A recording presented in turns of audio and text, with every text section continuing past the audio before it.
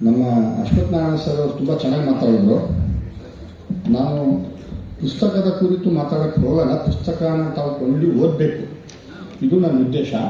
ಆದರೆ ನಮ್ಮ ಗುರುಗಳು ನಾಡೋಜ ಹಂಪ ನಾಗರಾಜ ಸರ್ ಇದ್ದಾರೆ, ಶಾಕಿರ ಖಾನ್ ಇದ್ದಾರೆ, ಇಲ್ಲಿ ಎಷ್ಟು ಜನಗಳು ಕೂತಿದ್ದಾರೆ, 5-6 ಜನ ಎಲ್ಲ ಪ್ರಮುಖ ಲೇಖಕರು, ಎಲ್ಲ ಪ್ರಬುದ್ಧ ಚಿಂತಕರು, ಎಲ್ಲ ಈ ಕನ್ನಡ ರಾಜ್ಯದ ಒಂದು ಹಿರಿಯ ಮತ್ಸದ್ದಿ ಸಾಹಿತಿಗಳು. ಈ ಹಿನ್ನೆಲೆಯಲ್ಲಿ ನಾನು ಸ್ವಾತಂತ್ರ್ಯದ ಹೋರಾಟದ ಹಿನ್ನೆಲೆಯಲ್ಲಿ ಮುಸ್ಲಿಮರ ಪಾತ್ರದ ಬಗ್ಗೆ ನಾನು ಒಂದೆರಡು ವಿಷಯಗಳನ್ನು ಹೇಳಲು ಬಯಸುತ್ತೇನೆ.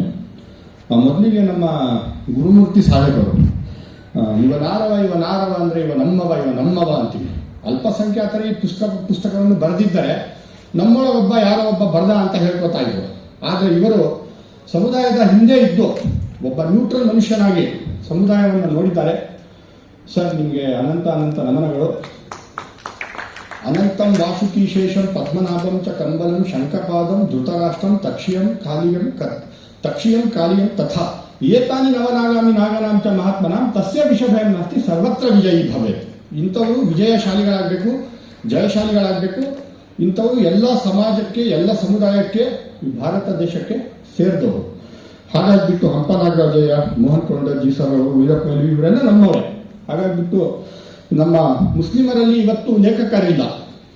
पहले क्या होता था, मुसलमान सरदार हुआ करते थे. आज अनफॉर्चुनेटली मुसलमान सौदागर हो जाए. सो ये बहुत बड़ा एक हमारे कौम के ऊपर मसला है. Just I was sitting and counting how many are there. 50 ಜನ ಇಲ್ಲಿ ಕೂತಿದ್ದಾರೆ. ಸ್ಟೇಜ್ ಅಲ್ಲಿ ನಾವು 20 ಜನ ಇದ್ದೀವಿ, ಬ್ಯಾಕ್ ಸ್ಟೇಜ್ ಅವರು ಸೇರಿಸಿ. ಇಲ್ಲಿ 5,000 ಜನಗಳು ಇರಬೇಕಾಯಿತು, ಇನ್ ಮೇಲೆ ಒಂದು 50 ಜನ ಇರಬೇಕಾಯಿತು ಜನಪ್ರತಿನಿಧಿಗಳು. ಇದು ನಮ್ಮ ಸಮುದಾಯದ ವಿಪರ್ಯಾಸ, ಏನು ಮಾಡೋಕ್ಕಾಗಲ್ಲ. ಮೊದಲು ಓದಗರ ಮಾತು ಅಂತ ಹೇಳಿಬಿಟ್ಟು ಪ್ರೊಫೆಸರ್ ಎಂ ಅಬ್ದುಲ್ ರೆಹಮಾನ್ ಪಾಷಾ ಸಾಹೇಬರು ಇದಕ್ಕೆ ಮುನ್ನುಡಿ ಬರೆದಿದ್ದಾರೆ. ತುಂಬ ಚೆನ್ನಾಗಿ ಬರೆದಿದ್ದಾರೆ ಸರ್. ಬಾಂತು ನನಗೆ 10 ದಿವಸ ಹಿಂದೆ ಬುಕ್ ಸಿಕ್ತು. Wonderful narration. ಅದ್ರ ಜೊತೆಗೆ ಮೊಹಮ್ಮದ್ ಫಾರೂಕ್ ಪಾಷಾ ಅವರು ಸಹ ಬರೆದಿದ್ದಾರೆ. ಲೇಖಕರ ಮಾತು ಅಂತ ಗುರುಮೂರ್ತಿ ಅವರು ಬಹಳ ಚೆನ್ನಾಗಿ ಒಂದು 8 ಅಧ್ಯಾಯಗಳಲ್ಲಿ ಈ ಪುಸ್ತಕದಲ್ಲಿ ಮುಸ್ಲಿಮರ ಎಲ್ಲ ಮಜಲುಗಳನ್ನು ಬಿಡಿಸಿಟ್ಟಿದ್ದಾರೆ. ಈಸ್ಟ್ ಇಂಡಿಯಾ ಕಂಪನಿ ಬ್ರಿಟಿಷರ ಆಳ್ವಿಕೆಯಲ್ಲಿ 600ರಲ್ಲಿ ಬಂದು ಸರ್ ಥೇಮ್ಸ್ ವಿಲಿಯಂ ಹಾಕಿನ್ಸ್ ಜಹಾಂಗೀರರ ಕಾಲದಲ್ಲಿ 605ರಲ್ಲಿ ಶುರು ಮಾಡಿದ್ದು. ಇಂಗ್ಲಿಷ್ ಈಸ್ಟ್ ಇಂಡಿಯಾ ಕಂಪನಿ ಬ್ರಿಟಿಷರ ಅಧಿಪತ್ಯದಲ್ಲಿತ್ತು. ಆದರೆ ಬ್ರಿಟಿಷ್ ಸಾಮ್ರಾಜ್ಯ ಶಾಹಿಯನ್ನು, ಹೊಸ ಶಾಹಿಯನ್ನು ಇದು Portuguese company, French company, Dutch company, Danish company ತರ ಹುಟ್ಟು ಹಾಕಿದ್ದು. ಹಾಗಾಗಿಬಿಟ್ಟು ಬ್ರಿಟಿಷ್ ಈಸ್ಟ್ ಇಂಡಿಯಾ ಕಂಪನಿ ಜೊತೆ ಯಾರು ಯೋಧರು ಭಾರತದಲ್ಲಿ ಮಡಿದಿದ್ದಾರೆ, ಅವರು ಸ್ವಾತಂತ್ರ್ಯದ ಹೋರಾಟಗಾರರಲ್ಲ. ಸ್ವಾತಂತ್ರ್ಯದ ಹೋರಾಟ ಶುರುವಾಗಿದ್ದು 857ರಲ್ಲಿ.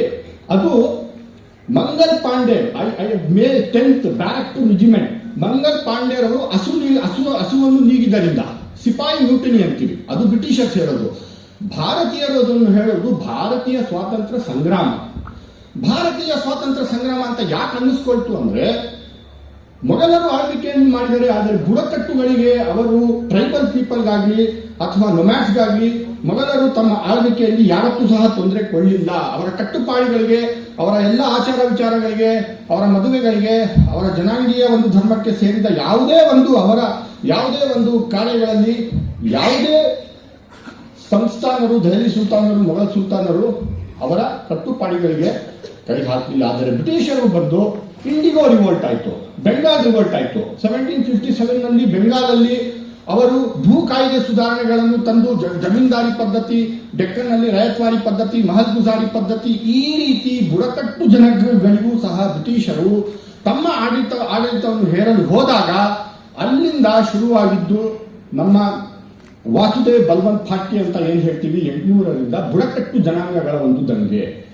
ಹೀಗಾಗಿಬಿಟ್ಟು ಮುಂದಿನ ದಿನಗಳಲ್ಲಿ ಇದು ಇಂಡಿಗೋ ರಿವೋಲ್ಟ್ ಆಫ್ ಬೆಂಗಾಲ್. ಹೀಗಾಗಿಬಿಟ್ಟು ಮುಂದಿನ ದಿನಗಳಲ್ಲಿ ಇದು ಸರ್ವವ್ಯಾಪಿಯಾಗಿ ಸಿಪಾಯಿ ದಂಗೆಯಾಗಿ, ಯಾವಾಗ ಒಂದು ಹಂದಿಯ ಮಾಂಸವನ್ನು ಅಥವಾ ಬೇರೆ ಒಂದು ಕೊಬ್ಬಿನ ಮಾಂಸವನ್ನು ಬ್ರಾಹ್ಮಣರಿಗೆ ಕೊಡಕ್ಕೆ ಶುರು ಮಾಡಿದರು, ಅದನ್ನ ಅವರು ಗಣ್ಣಿನಲ್ಲಿ ಬಳಸುವುದಿಲ್ಲ ಅಂತ ಹೇಳಿದರು, ಅಲ್ಲಿಂದ ದಂಗೆ ಶುರುವಾಯಿತು.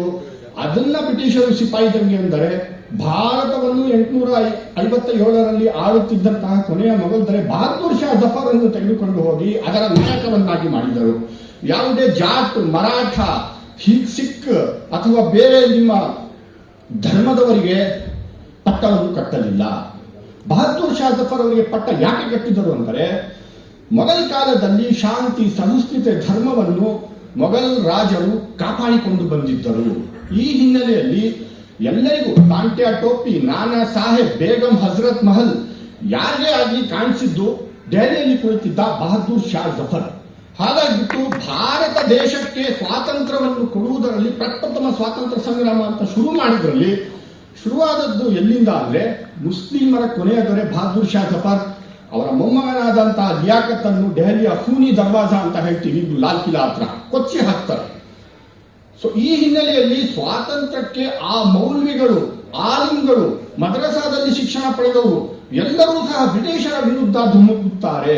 ಟರ್ಕಿಯಲ್ಲಿ, ಇಂಗ್ಲೆಂಡಿನಲ್ಲಿ, ಯುರೋಪಿನಲ್ಲಿ, ಮಧ್ಯಪ್ರಾಚ್ಯದಲ್ಲಿ ಸ್ವಾತಂತ್ರ್ಯದ ಕೂಹು ಏಳುತ್ತದೆ, ವಹಾಬಿ ಮೂವ್ಮೆಂಟ್ ಆಗುತ್ತದೆ. ಈ ಹಿನ್ನೆಲೆಯಲ್ಲಿ ಭಾರತ ದೇಶದಲ್ಲಿಯೂ ಸಹ ಒಂದು ಬದಲಾವಣೆ ಆಗುತ್ತದೆ. ಆ ಬದಲಾವಣೆಯ ಪರಿಣಾಮವೇ ಪ್ರಥಮ ಸ್ವಾತಂತ್ರ್ಯ ಸಂಗ್ರಾಮ.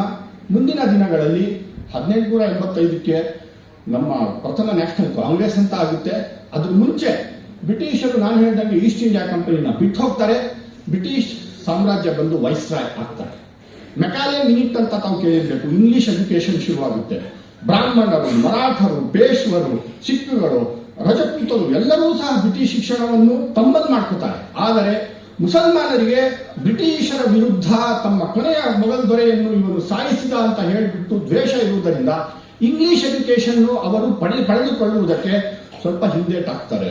ಹೀಗಾಗ್ಬಿಟ್ಟು ಮೌಲ್ವಿಗಳು, ಆಲಿಮ್ಗಳು ಮದ್ರಾಸಗಳಲ್ಲೇ ಕಂಟಿನ್ಯೂ ಮಾಡ್ತಾರೆ.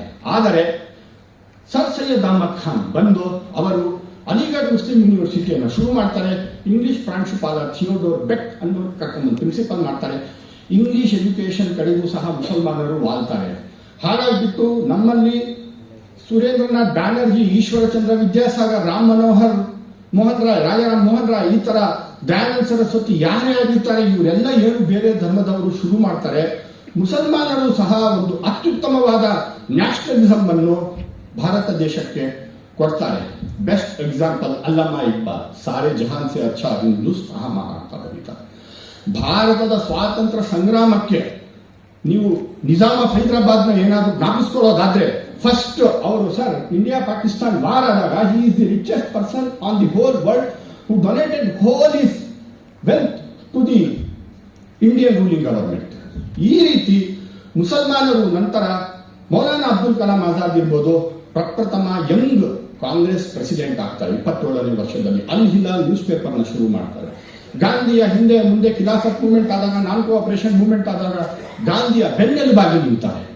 ಈ ಹಿನ್ನೆಲೆಯಲ್ಲಿ ನಾವು ಇದನ್ನ ತಿಳ್ಕೋಬೇಕು. ಟಿಪ್ಪು ಸುಲ್ತಾನ್ ಬಗ್ಗೆ ರೆಹಮತ್ ಪಾಷಾ ಸಾಹೇಬ್ರೆ ತಾವು ಬರೆದಿದ್ದೀರಾ. ಅದಾದ್ಮೇಲೆ ಕಾರ್ಗಿಲ್ ವಾರ್ತಂಕ ಬರೆದಿದ್ದಾರೆ. ಅದ್ರ ಜೊತೆಗೆ ನಾನು ಹೇಳೋದಾದ್ರೆ 2025ರ ಪಹಲ್ಗಾಮ್ ದಾಳಿ ಅಂತ ಏನ್ ಹೇಳ್ತೀವಿ, ಪಹಲ್ಗಾಮ್ ದಾಳಿ ಬಗ್ಗೆನೂ ಸಹ ಗುರುಮೂರ್ತಿ ಅವರು ಬರೆದಿರೋದು ಬಹಳ ಚೆನ್ನಾಗಿದೆ. ಸೂಫಿಯಾ ಕುರೇಶಿ ಹೆಸರನ್ನು ಸಹ ಇವರು ಈ ಪುಸ್ತಕದಲ್ಲಿ ಮೆನ್ಷನ್ ಮಾಡಿದ್ದಾರೆ. ಈ ಹಿನ್ನೆಲೆಯಲ್ಲಿ ಕತ್ತಲೆ ಇರ್ಬೋದು, ಆದರೆ ನಾವು ಮಾತಾಡ್ತಿರೋದು ಎಲ್ಲರೂ ಕೇಳ್ತಾ ಇರ್ಬೋದು. ನಾನು ನಿಲ್ಸಲ್ಲ, ಆಡಿಯನ್ಸ್ ತುಂಬಾ ಕಡಿಮೆ ಇದ್ದೀರಾ. ಹಾಗಾಗ್ಬಿಟ್ಟು ಕನ್ನಡಕ್ಕೆ ಬಂದ್ರೆ, ಕರ್ನಾಟಕದಲ್ಲಿ ಸ್ವಾತಂತ್ರ್ಯ ಸಂಗ್ರಾಮದಲ್ಲಿ ಮುಸಲ್ಮಾನರ ಪಾತ್ರ ಬಹಳ ಚೆನ್ನಾಗಿದೆ. ಬಳ್ಳಾರಿಯಲ್ಲಿ ಇದ್ದಂತಹ ಒಬ್ಬ ವೀರ ಯೋಧ ಏನಿದ್ದ, ಅವನು ತನ್ನನ್ನು ತಾನು ಸುತ್ತಕೊಂಡು 1956ರಲ್ಲಿ ಅಸುನೀಗಿ ಅವನು ಬಳ್ಳಾರಿಯಲ್ಲಿ ತಮ್ಮ ಏಕೀಕರಣಕ್ಕೆ ಅವನು ಸಪೋರ್ಟ್ ಅನ್ನು ಮಾಡಿ, ಎಕ್ಸಾಕ್ಟ್ಲಿ ಹಮಾರೆ ರಿಜ್ವಾನ್ ಶಾಹ್ ಉನ್ನೋ ಏಕೀಕರಣಕ್ಕೂ ಸಪೋರ್ಟ್ ಕರ್ತಿ. ಸೂರ್ಯನಾಥ್ ಕಾಮತ್ ಅವರು ಕರ್ನಾಟಕದ ಮುಸಲ್ಮಾನರ ಬಗ್ಗೆ ಬಹಳ ಚೆನ್ನಾಗಿರುವಂತಹ ಒಂದು ಪುಸ್ತಕವನ್ನು ಬರೆದಿದ್ದಾರೆ. ಅದು ಎಲ್ಲ ಕರ್ನಾಟಕ ಇತಿಹಾಸ ಅಂತ ಬರೆದಿದ್ದಾರೆ. ಅದು 3 ವಾಲ್ಯೂಮ್ ಅಲ್ಲಿ ಬರ್ತಾ ಇದೆ. ಅದು ಬಹಳ ಚೆನ್ನಾಗಿದೆ. ಕುವೆಂಪುರವರು ವಿಶ್ವಮಾನವ ಸಂದೇಶವನ್ನು ಕೊಟ್ಟರು. ನಾವು ಓ ನನ್ನ ಚೇತನ ಆಗುನಿ ಅನಿಕೇತನ ಅಂತ ಕೇಳಿದ್ದೀವಿ. ಕುವೆಂಪುರವರ ವಿಶ್ವಮಾನವ ಸಂದೇಶವನ್ನು ಕರ್ನಾಟಕದಲ್ಲಿ ಅಂಕೋಲಾ ಸತ್ಯಾಗ್ರಹ 1924ರಲ್ಲಿ ಗಾಂಧೀಜಿಯವರು ಬಂದಾಗ ಅವರಿಗೆ ಸಪೋರ್ಟ್ ಮಾಡಿದ್ರು. ಈ ರೀತಿ ಬಹಳ ಚೆನ್ನಾಗಿ ಹೇಳಿದ್ದಾರೆ. ಸ್ವಾತಂತ್ರ್ಯಕ್ಕಾಗಿ ಹೋರಾಡಿದ ಮುಸ್ಲಿಮರು ಅಂತ ಮೊಹಮ್ಮದ್ ಅಲಿ ಗುಡಿಭಾಯ್ ಅಂತ ಧಾರವಾಡದವರು ಒಬ್ಬರು ಬಹಳ ಒಳ್ಳೆಯ ಪುಸ್ತಕವನ್ನು ಬರೆದಿದ್ದಾರೆ ಉರ್ದುನಲ್ಲಿ. ಅದನ್ನ ಅನೀಸ್ ಬಾರೂದ್ವಾಲಿ ಅನ್ನೋರು ಬರೆದಿರೋದು. ಕನ್ನಡಕ್ಕೆ ಮೊಹಮ್ಮದ್ ಅಲಿ ಗುಡುಬಾಯ್ ಅನ್ನೋರು ತರ್ಜುಮೆ ಮಾಡಿದ್ದಾರೆ. ನಾನು ಕೇವಲ 3-4 ಪುಸ್ತಕಗಳನ್ನು ಮಾತ್ರ ಸರ್ಚ್ ಮಾಡಿದಾಗ ಗೂಗಲಲ್ಲಿ ನನಗೆ ಸಿಕ್ತು. ಇತರ ಸ್ವಾತಂತ್ರ್ಯ ಹೋರಾಟದ ಕುರಿತು ಬರೆದಿರುವ ಮತ್ತಿತರ ಪೂರಕಗಳು ಯಾವುದಂದ್ರೆ, ಭಾರತದ ಸ್ವಾತಂತ್ರ್ಯ ಸಂಗ್ರಾಮಕ್ಕೆ ಮುಸ್ಲಿಂ ಮಹಿಳೆಯರ ಕೊಡುಗೆ, ಅದು ಮೂಲ ಆಬಿದಾ ಅವರು ಅದಕ್ಕೆ ಕನ್ನಡಕ್ಕೆ ನಮ್ಮ ಶಾಕಿರಾ ಖಾನಂ ಮೇಡಮ್ ಕೂತಿದ್ದಾರೆ, ಅವ್ರು ಸ್ಟೇಜ್ ಮೇಲೆ ಅವರೇ ತಂದಿದ್ದಾರೆ. ಹಾಗೂ ಭಾರತದ ಸ್ವಾತಂತ್ರ್ಯ ಚಳವಳಿ ಮತ್ತು ಮುಸ್ಲಿಮರು, ಇದು ಶಾಂತಿ ಪ್ರಕಾಶನ ಪಬ್ಲಿಷ್ ಮಾಡಿದ್ದಾರೆ. ಈ ಹಿನ್ನೆಲೆಯಲ್ಲಿ ಬಹಳ ಚೆನ್ನಾಗಿ ನಮ್ಮ ಗುರುಮೂರ್ತಿ ಸಾಹೇಬರು, ಈ ಪುಸ್ತಕದ ಬೆಲೆ ನಾನು ನೋಡಿದೆ, 800 ರೂಪಾಯಿ ಇದೆ. 800 ರೂಪಾಯಿ ತುಂಬ ಜಾಸ್ತಿ ಆಯ್ತು ಸರ್. 1 kg ಮಟನ್ ಕಂಪೇರ್ ಮಾಡಿದ್ದಾರೆ ಅನ್ಸುತ್ತೆ ಇವರು. 150-200 ರೂಪಾಯಿ ಇಡಬೇಕಾಯಿತು. ಅದು ನನ್ನ ತಮ್ಮಲ್ಲಿ ರಿಕ್ವೆಸ್ಟು, ಯಾಕಂದರೆ ಜಾಸ್ತಿ ಜನರಿಗೆ ಇದು ತಲುಪಬೇಕು. ಮೊನ್ನೆ ಸತ್ನಾಲಿ 70ನೇ ಕನ್ನಡ ರಾಜ್ಯೋತ್ಸವ ಅಂತ 70 ಪುಸ್ತಕಗಳು ಬಿಡುಗಡೆಯಾದರು. ಹಂಪ ನಾಗರಾಜ ಸಾಹೇಬ್ರೆ ಬಿಡುಗಡೆ ಮಾಡಿದ್ರು. ನಂದು ಒಂದು ಅದ್ರ ಪುಸ್ತಕ ಇತ್ತು, ಆತ್ಮಸಾಕ್ಷಿ ಅಂತರ್ಸಂಘರ್ಷ. ವಿಪರ್ಯಾಸ ಏನಂದ್ರೆ 70 ಜನಕ್ಕೆ ಮಿನಿಮಮ್ 3 ಅಥವಾ 4 ಮುಸಲ್ಮಾನರುಗಳಿರ್ಬೇಕಾಯ್ತು. ನಾನೊಬ್ಬನೇ ಮಾತ್ರ ಲೇಖಕನಾದೆ. ಅದು ಪ್ರಕಟಣೆಗೊಂಡಿತು. ಇದನ್ನ ನಾನು ಬಹಳ ಖೇದವಾಗಿ ಹೇಳ್ಕೊತಾ ಇದ್ದೀನಿ. ಸೊ ಈ ಹಿನ್ನೆಲೆಯಲ್ಲಿ ಇನ್ನೂ ಹಲವಾರು ವಿಷಯಗಳಿದೆ, ಆದರೆ ಬೆಳಕೆ ಇಲ್ಲ, ಆದರೆ ನಮ್ಮ ಶಕ್ತಿ ಕುಂದಿಲ್ಲ.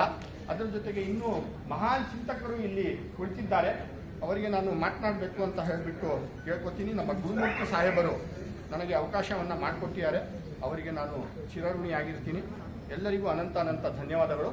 ನಮಸ್ಕಾರ.